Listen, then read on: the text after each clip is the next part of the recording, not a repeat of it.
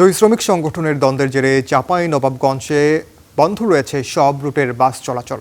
এ নিয়ে আরও জানাতে যুক্ত হচ্ছেন সহকর্মী মাহমুদুল হাসান তুষার। যাব তার কাছে। তুষার, বাস চলাচল বন্ধ রয়েছে, এই দ্বন্দ্বের সূত্রটা আসলে কিভাবে, আর এই সংকট সমাধানে এখন পর্যন্ত কোনো ধরনের ব্যবস্থা নেওয়া হচ্ছে কিনা, আলোচনার কোনো পরিকল্পনা রয়েছে কিনা?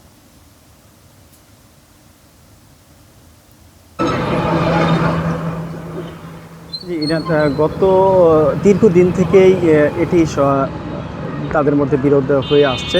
মূলত দুইটি শ্রমিক সংগঠন তারা দুইটি শ্রমিকদের কল্যাণে চাঁদা তোলাকে কেন্দ্র করে মূলত এই দ্বন্দ্ব হয়ে আসছে।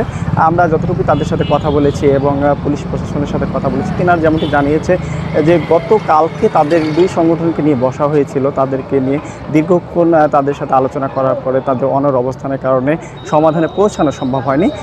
এই কারণে মূলত মোটর শ্রমিক ইউনিয়ন তাদের মধ্যে এবং ট্যাঙ্ক লরি শ্রমিক ইউনিয়নের মধ্যে এই দ্বন্দ্ব হয়েছে।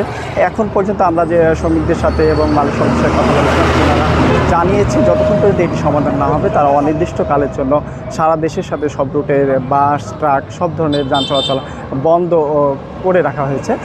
আমরা এখানে আসার পরে দেখেছি, তাদের সাথে কথা বলেছি এবং যারা যাত্রী তাদের সাথে কথা বলছিলাম যে অনেকে আসছে, হঠাৎ এই বন্ধ হওয়ার কারণে একটা ভোগান্তি হয়েছে।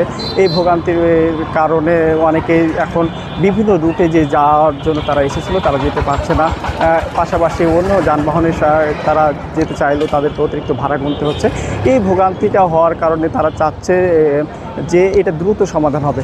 আমরা এর আগেও দেখেছিলাম, এর আগে এই দুটি সংগঠনের মধ্যে চাঁদাকে কেন্দ্র করে দ্বন্দ্ব হয়ে আসছিল এবং দ্বন্দ্বের কারণে এর আগেও কয়েকবার দফা এরকমভাবে অনির্দিষ্টকালের জন্য বন্ধ করা হয়। পুনরায় এই একই ঘটনা আমরা আজকে লক্ষ্য করলাম। সকাল থেকেই সব রুটে সারা দেশের সাথে বাস এবং ট্রাক চলাচল বন্ধ রাখা হয়েছে।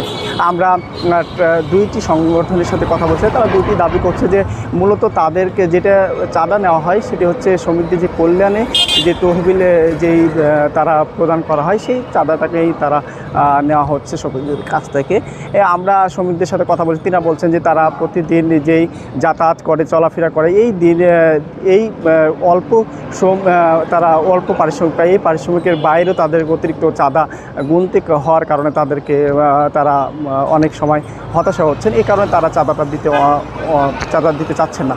আমরা পুলিশের সাথে কথা বলছিলাম, তারা যেমনটি জানিয়েছেন যে কোনোভাবে আসলে চাঁদা নেওয়ার এখানে সুযোগ নাই।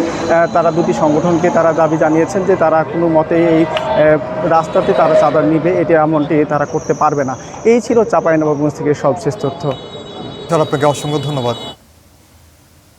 সরাসরি যুক্ত ছিলাম চাঁপাইনবাবগঞ্জে।